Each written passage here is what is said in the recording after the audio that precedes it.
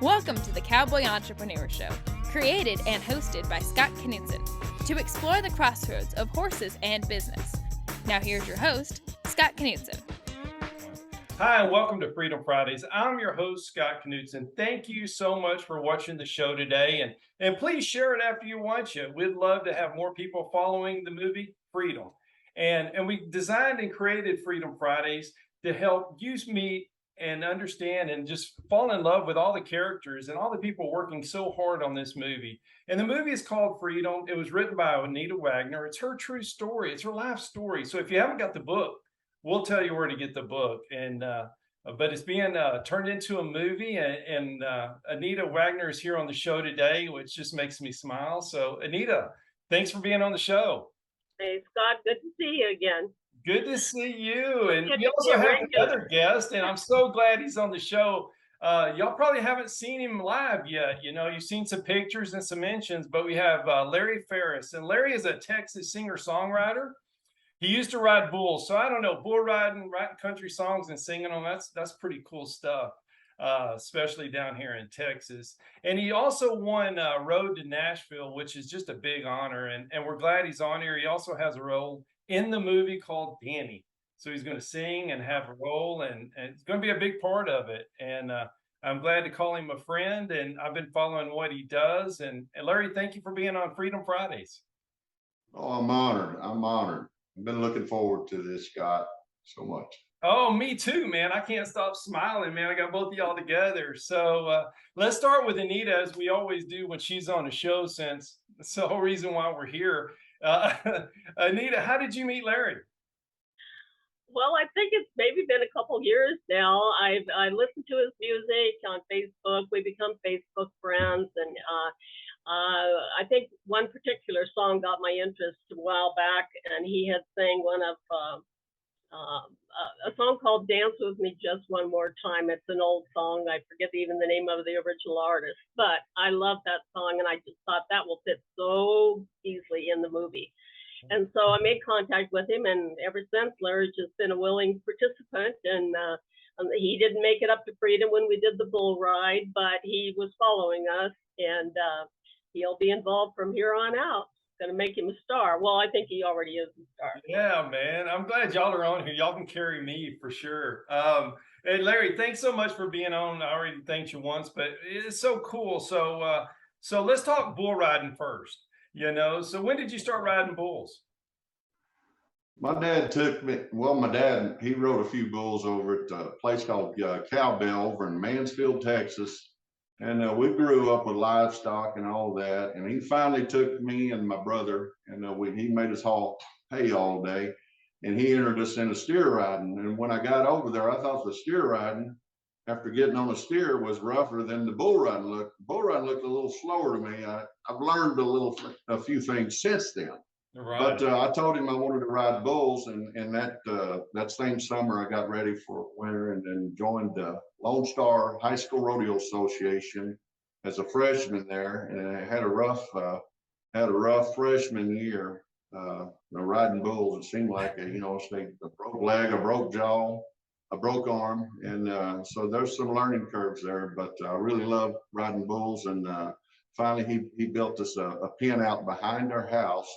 Where we could just go out there and just I'd get on. He said, "I'm gonna get you something you can't fall off of." And it's hard to learn how to ride a bull when they're throwing you, the first jump. It's like Nolan Ryan throwing a baseball to a little league, batter. It just comes so fast. But anyway, that's how I got pretty good at it after that.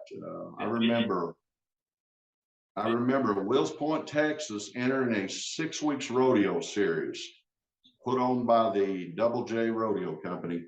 And I remember the first year I did that was 86. I bucked off every bull.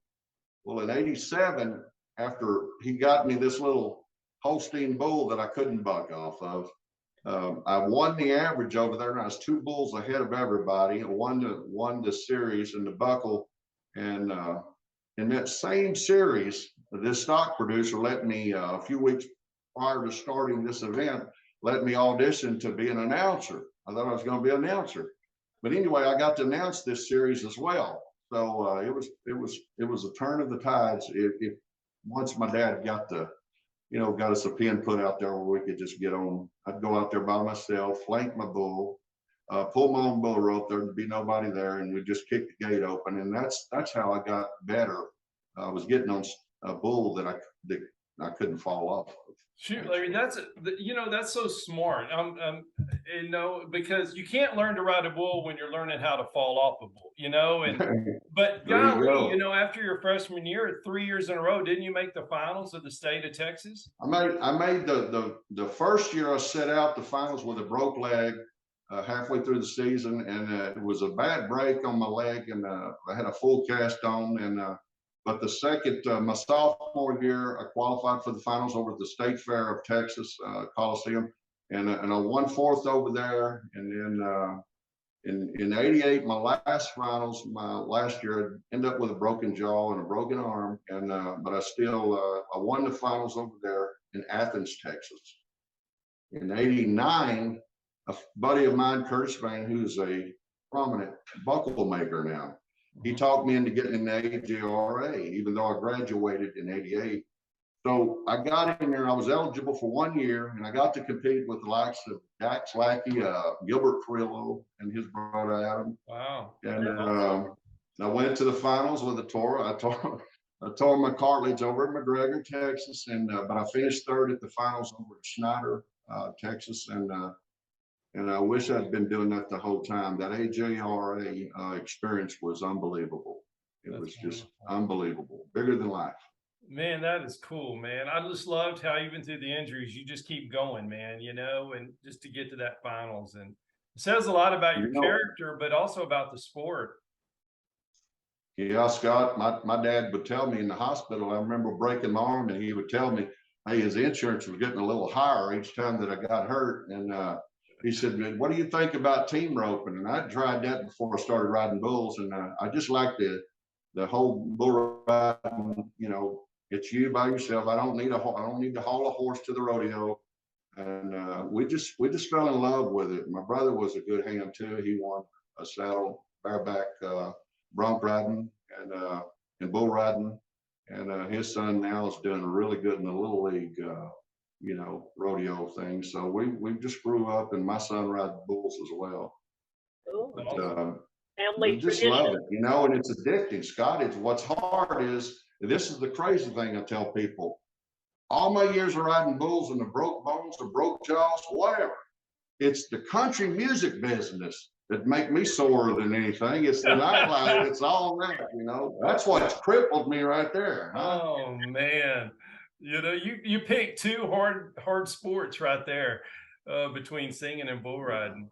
Oh man, Larry, you should have seen Anita at the bull riding in Oklahoma, man. You talked pro. She knew everything about it. Oh yeah, right.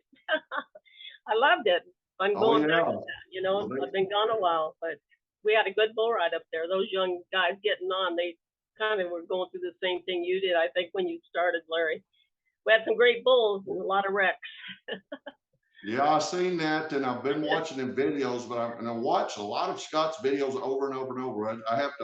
I process, I find something new every time I watch one of them videos. Thank you. So I just keep watching them, but I loved it. And that was a great job over there filming that. Hey, thank you so much, man. I appreciate it. I'll tell you what, that's what's so great about Freedom Fridays, and Anita for letting us even do it, because everybody gets to meet y'all, and that's what's so important. Then they have the buy-in to the movie, and now they know who Larry is, and now they're going to know who Danny is. They're going to know your bull riding story, and that's what's so cool about it. Yeah, it is. I've got to know, one of the biggest things that I've had to deal with the last several months is that I wasn't there at that event. I had a private event over in Longview, Texas, and it like to killed me. And I remember Anita contacted me about if I'm going to be there, and I had a private event. I can tell you this right here, Anita, from this day forward, or that you're going to be there. Forward, I am flexible now. I can get out of anything. All right. They're watching that and not being there again and being a part of that. And but I got to say that was wonderful to watch that and watch how everybody bonded together. And that was the first time you all got together. It was. And it was just unbelievable. I've watched it over and over and over. Yeah, one big happy family. Yeah, it That's really right. was. And that's what's so cool about Anita's book is that it talks about it, then you get to walk and live it. And like you was talking about country singing, you know, or bull riding, and there you are, you did it. And now you get to be in the movie. So it makes that role come so alive. That's what's so exciting about Yeah, it. I wanted For me. Scott, I wanted to say this before I forget, is that when you did your first interview with Anita, I heard you say that you were just, you know, you were watching her, and I was getting these updates on her movie or her book. And she was Right. telling the story about going to make a movie, and I started doing the same way that you described how you were asked by Lisa in an interview. Yeah. And I was watching that, and I said, that's exactly the way I did it. And then you can't help but you see the passion Right. and the drive that Anita has for what she believes in. And that's where it started from. And by the way, Anita, your post, the last couple of posts, I haven't caught everything. I've caught the last couple of posts. These positive posts resonate with everybody. Keep putting them up as well. Yeah. You know, that's God, I got to watch that. It's unbelievable. if I can't be positive, I don't want to be. You know, we can't have no negativity in this venture. That's the kind of way I am with the country music business. A little than a lot of the you know the singers coming up. But I look at your stuff, it's an inspiration for all. When you look at the passion, it could be a bad day, and Anita could have a bad day, but she got the drive, she got the passion, she bounces out of that, and here we are. This is all positive. This is all positive stuff here that I see, and I've seen these recent posts, by the way, these little quotes that I'm glad really you enjoy them. Yeah, absolutely. Be on my toes. Oh, it's great. Did you hear a little static, Anita? Yeah, I did from Larry's end. Let's go right back to where we were talking about the inspirational post. Can we do that? Because you were saying something really powerful. I want to make sure they hear it. From me or Larry? From Larry. Yeah. Okay. You ready, Larry? I'm going to throw it at you. Yes, sir. All right. So, Larry, you were mentioning earlier about Anita's post, and what's some of your favorite posts that she puts up on social media? Well, I've seen the quotes, but she's been zeroed in on the this book right here, Freedom. I mean, that's where I started picking it up, and I remember, like I said earlier, that you said that you started following her posts, and I was getting updates and that, and she has so much passion for this book, and I finally got, Nita, I've got the book here. I don't know if you guys can see it right here. Awesome. My cover's a little bit different than Lisa. Lisa had a, yeah, she had the hard she put cover. a book up. Yeah. Okay, is that the difference? That's good. Same, All no, right, same story, same story, just different price. And the thing about it is, it was mentioned that this book takes off. This is not like anything I've ever read or seen. This takes off from the word go. And I've had people, hey, tell me a little bit about the book. I said, no, I'll tell you what I'll do. I'll direct it. And my dad, this afternoon, he said, hey, man, tell me a little bit. I said, I ain't going to tell you nothing. You're going to get the book. You're going to get the book. You, Larry. You're going to join the movie. You're not going to wait for the movie to come out. I want you to be a part of the movement, we call this, Anita. You've been a great. Get in this thing why it's being built from the beginning. Yeah, that's great. So every other night, I re-add people to this friends, Freedom of Friends. I re-add them, and I know that some of them say, well, you sent me 5 of these to join this. I say, you ain't joined yet. I'm gonna keep sending them to you. And I hope everybody does that. I appreciate you. Invites their friends to this thing, and let's get this thing moving and grooving here. Yeah, I love that, Larry. And it is a movement, and even if somebody's not in the movie, they can see all this backstage stuff, and they can follow you and go see you when you sing or get Anita's book, and they become part of the movie. And that's what's so cool about it for me is that, and like you were saying earlier about the inspirational post, that's what this movie's about. Yeah, I want to inspire, Yeah. That's my purpose, I think. Absolutely. Yeah. Absolutely. And I've got so many great people working with us on this show and in the movie, and people to read the book, and on that Friends of Freedom Facebook page. I mean, I'm a happy woman. Keeps my life interesting. Hey, that's that's awesome. That's awesome. So Larry, who were some of your influences for country music? Like when you were growing up, who did you like listen to the Yeah. most? Well, I was exposed. My dad had an 8-track. He had a bunch of 8-tracks, but I grew up with the usual suspects, Merle Haggard. But my favorite was George Jones and Keith Whitley and George Strait. And when I do these acoustic shows, and I started off in bands, and I've been doing a lot of acoustic shows lately because of this coronavirus thing. It had canceled a bunch of my shows, and I can't have 5 or 6 people standing around not getting paid. And so I just been doing these acoustic shows. But what I love about it is that I do my influences more than anything. And I'll throw a couple of my songs in there, but I love to do and introduce the new generation to traditional honky tonk music. And I've been having a real good time with it, to be honest with you. That's so cool that you're carrying the flag for, people that maybe have never heard that great music, and then they hear it for the first time through you. That's really cool. And all that music, Larry, is from my era. I love them all. I love old Merle and Waylon and George and George Jones, Dwight Yoakam. You can't clone. I fell in love with your music. Yeah. You can't clone any of them singers back in the day. And I'm not knocking any of the singers. I just think today's singers, I just think that, back then, Waylon, you can't clone them like that. It's singing from the heart and soul. And I just think it appealed to so many more people back then. There were happy songs, there were sad songs. Good old days. But yeah, I really miss those days but there are a lot of, people still carrying the torch that sing traditional honky tonk, Yeah. Yeah. Well, what had you think one day, hey, I'm going to go do Road to Nashville? What, was that like going to a bull ride and you just signed up and went to it? Yeah, a buddy of mine who won the world championship for the senior pro bull riders tour, he said that he got this, you getting back, Larry, you ought to go over here and get in this Little Red's Longhorn Saloon singing contest that they're having. 92.1 radio station over in Fort Worth hosted it over in Little Red's Longhorn Saloon. I said, well, I gotta see the criteria because there's a lot of different music out there. I don't want to compete against pop music or a lot of the music. I want to sing. If it's a country music contest, count me in. I'd do that. And he said, well, so I talked to the band leader over there, and he said, Larry, they make you play country music here. This is all they allow over here. We can't even play a rap song in the middle of the show. So I said, that sounded like for me. And so it was 10 weeks of competition, advanced.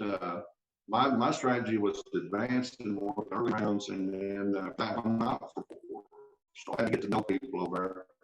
And advanced in round 2, won that, and I stayed over there. Every week I was there, just getting up and singing and rehearsing with the band is what I did. I used that time to rehearse with the band to go into the finals. And I got to know quite a few people there. And then just, I've been blessed over the years with singing contests is actually what I thought. I might make a career of just doing singing contests, just lucky, and I had a lot of success in the singing contest business. Let me just say that right there. But this worked out, and it couldn't have happened at a better venue, Little Red's Longhorn Saloon over in Fort Worth, Texas.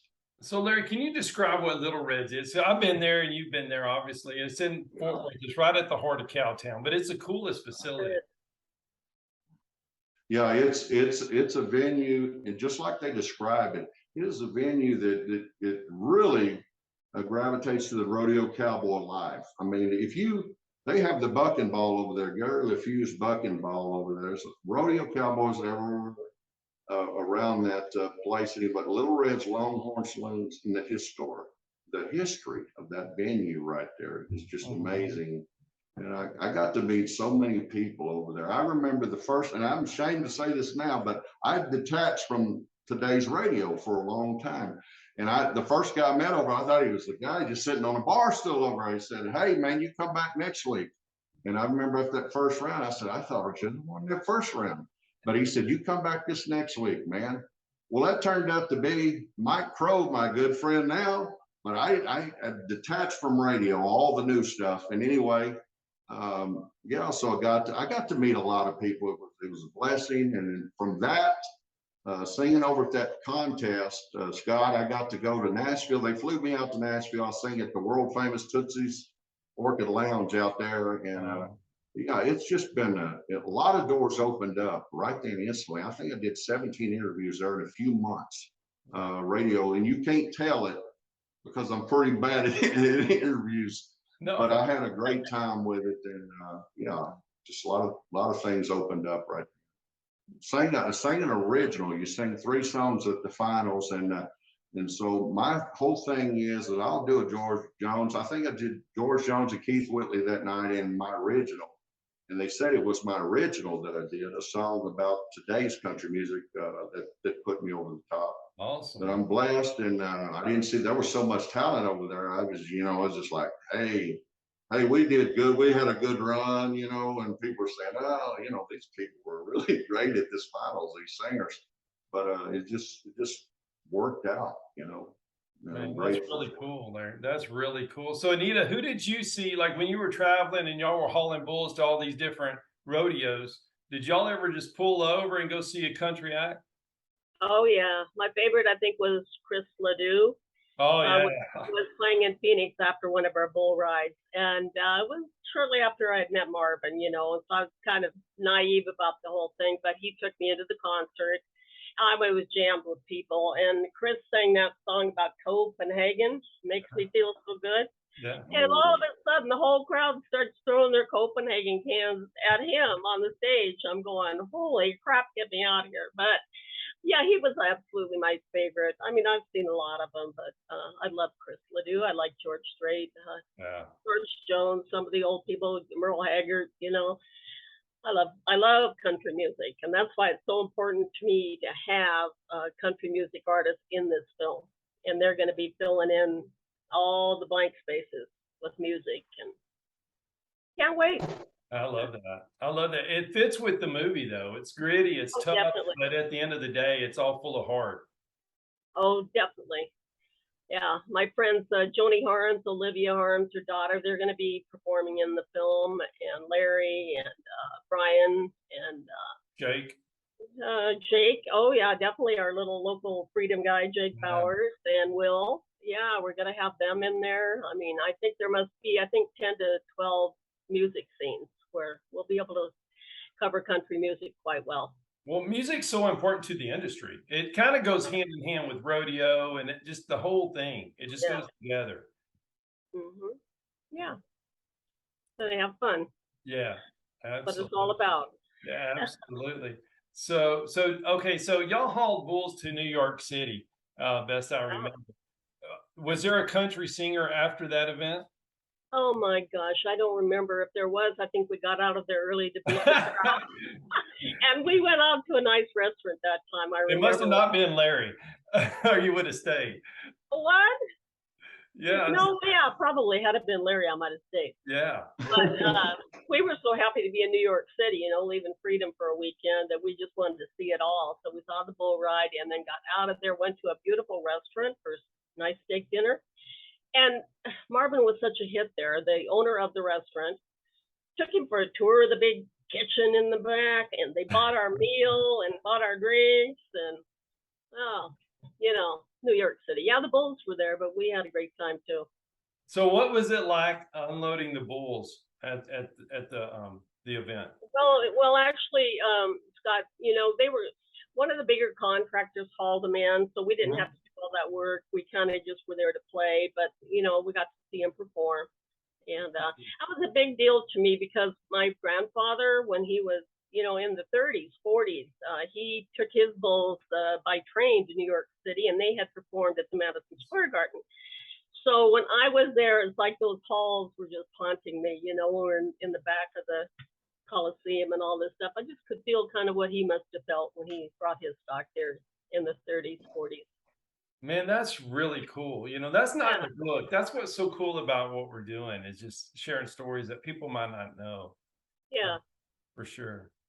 Really cool. So Larry, so what do you like more, country singing or bull riding back in the day? You know, because country singing, like you say, is tough, but you know, broken jaws are tough too. You know, I'm thinking about putting up a bull riding pen out here in Kaufman, Texas. I miss it. Been watching that. I told my son, hey, you know, we get on these bulls out here. We need to get in the bull business. And the thing about it is, it's unloading them. Just like you said, I watched Sammy Andrews, rodeo company, unload Bodacious, and there was a video about this bull, this world famous bull, Yeah. Bodacious, and he just unloaded him, and that bull stepping off that trailer. It's just something about that. I could see me staying connected to rodeo and being into this, just doing the bucking bull business stuff. Yeah, it gets in your blood. Oh, I'm sure. know, Yeah, you did this on a high level, though, Anita. But for a while, you know, at our Freedom Bull Ride,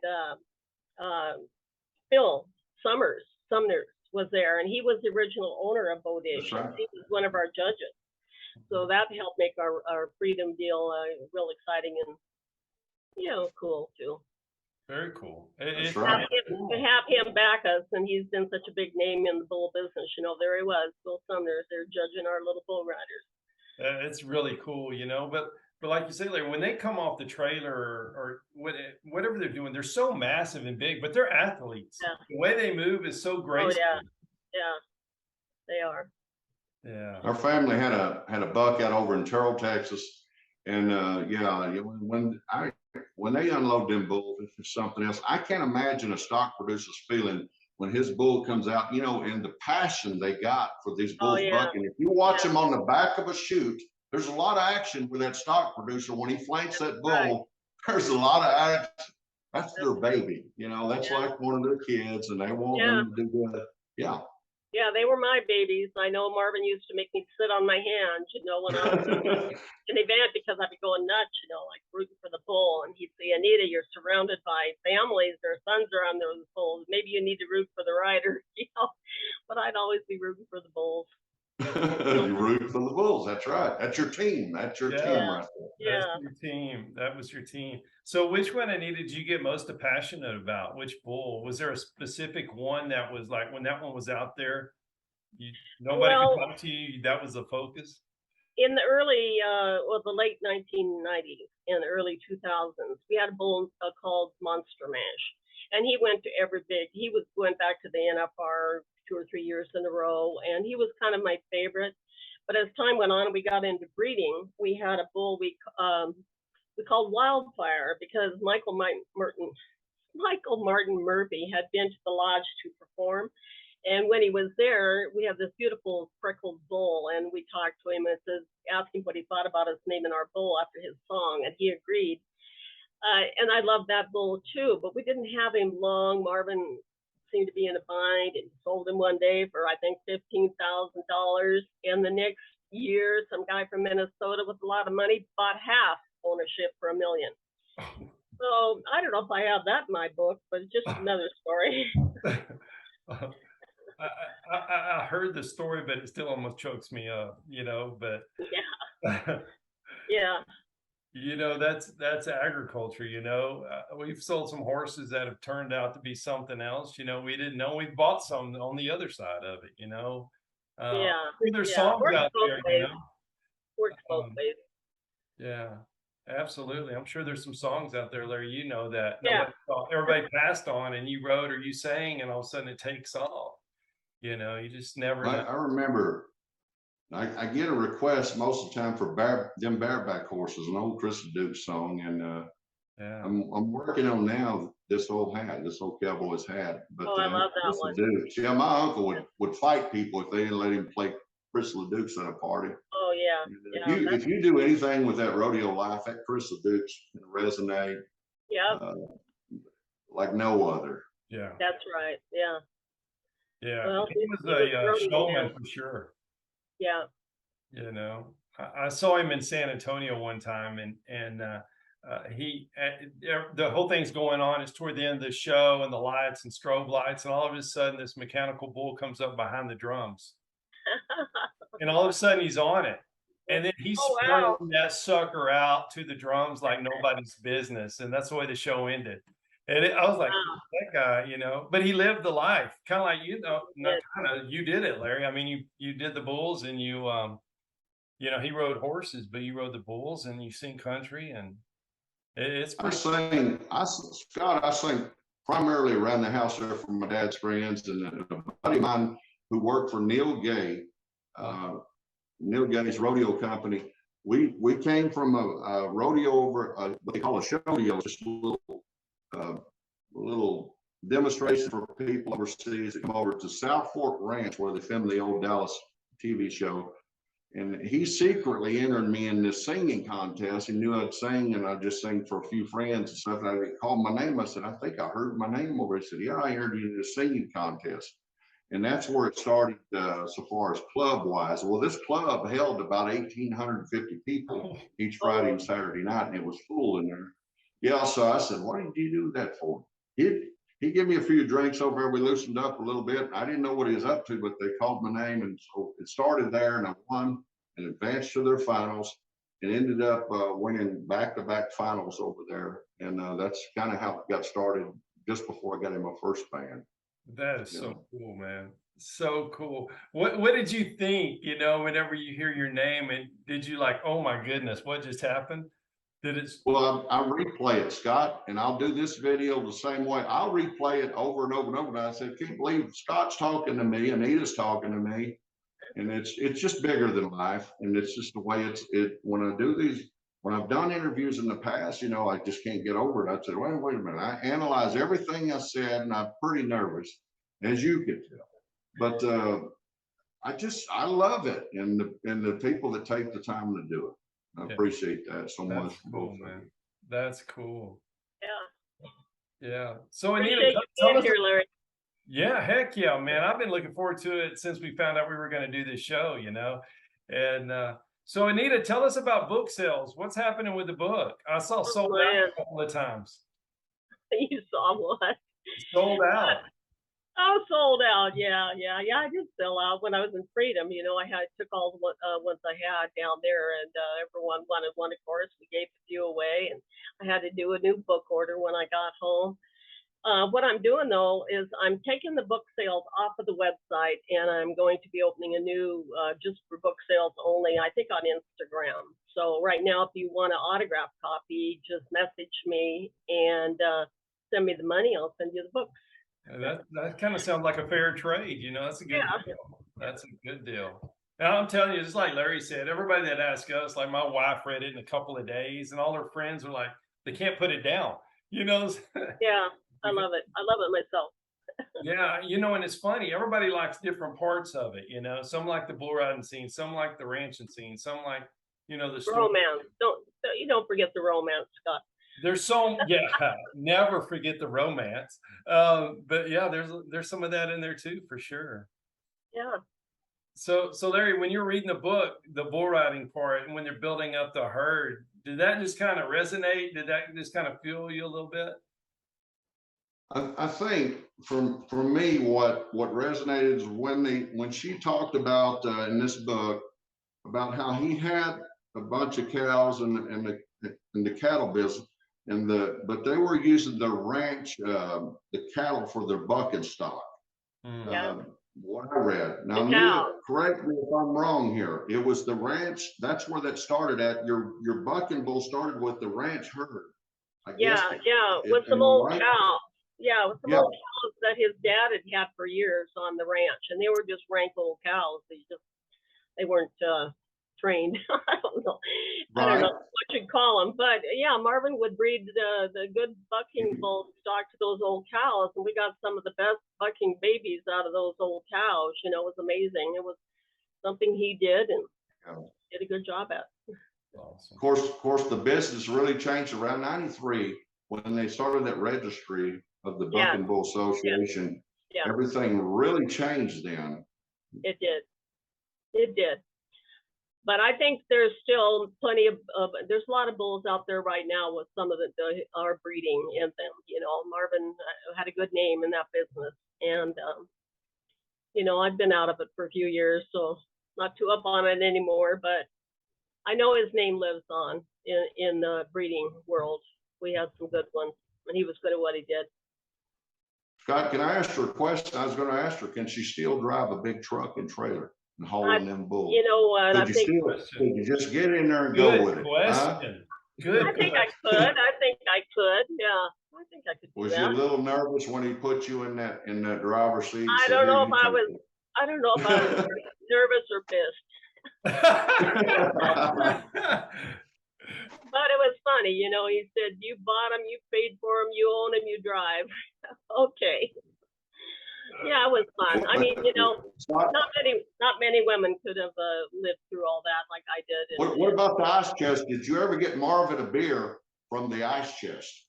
Well, not from that. Based on the story that I read, did you get him a beer from the ice chest? Because you never know what he might put in that ice chest, right? That's right. That's right. You never know. You never knew what he might do. That is so cool. That's so funny. That is a great part in the story, you know. There's so many just like wow moments in the story. And just that one chapter was, or that one even paragraph was just so strong. You know, the ice chest again. And there's so many. Yeah. You know, it's funny because Yellowstone did that segment, you know, a little bit, what, the last year or two. And I'm thinking, oh my God, they must have read my book. Yeah, it's just really a compliment, you know, and for sure, and it's cool. It's so cool you documented that, everything like that. Everything. I never forgot anything, you know. I mean, I started doing it and writing it as soon as I left there in 2009, so everything was fresh on my mind, and I still remember a lot of stuff. Yeah. You know. Yeah. Golly. Well, I asked her one time, Larry, I said, did you just take notes the whole time you were there? And she said, no, once I left, I just started writing everything down. And everything had so much detail, you know. That's what's so cool about it. Yeah. That's a big change of lifestyle, I'm sure, instantly. Yeah. And, she was totally in 100% of that. And going from that, you know, selling cars to raising bucking bulls, getting involved with that, and you fed them. I mean, they're like your kids. Them bucking. Be honest now, Anita. They're like your kids. Or you want to see them? They were. I loved every one of them. Yeah, that's so cool. I mean, just and doing the same thing with the movie, you know, with Freedom. You know, it's just a different way to do it, but it's still a successful way, and it's working. And people are finding out about the movie in non-traditional ways, which I love. I know. I mean, you know, I'm an open book. Have been all my life, I think, but I'm doing it my way. You know, I like to share, and I think it's working. You know, we're getting quite a following. Yeah, I love it. So, Larry, where can people find your music? I'm right now, Scott. I've got a music page on Facebook. I'm changing management companies right now. But I'll have a website up soon. But I've got a music page, Larry Ferris, Real Country Music, and I have a group page as well, Larry Ferris, Real Country Music, and this is on Facebook.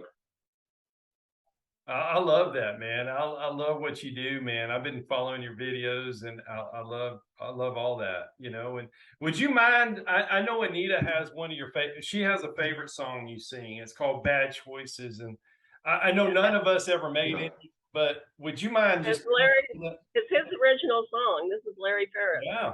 His finest. Yeah. I'll do a little bit of this song here. It's called "Bad Choices." Thinking to myself, looking in the mirror, about the choice I made years ago. Trading my wife, promising life and 2 children, for one-night stands, unfaithful friends, and rodeos. As I walk down through the hallway, staring at the pictures on the wall, how could a man who once had everything just give up and lose it all? I'm standing alone now, with with no one left to hold. Life without my wife and babies will be forever cold. An empty house full of memories are taking me far back in time. Bad choices that I made caught up with me today. Now I'm losing my mind.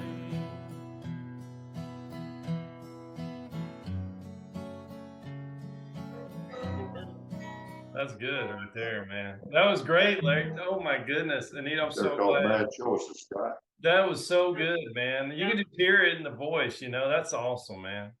Awesome. Appreciate that, Scott. Thank you. There's a place for that song in this film, I'll tell you that. A lot of sacrifices were made. Yeah. Oh, I love that, man. That was really good. I'm not just saying because you're on the show, man.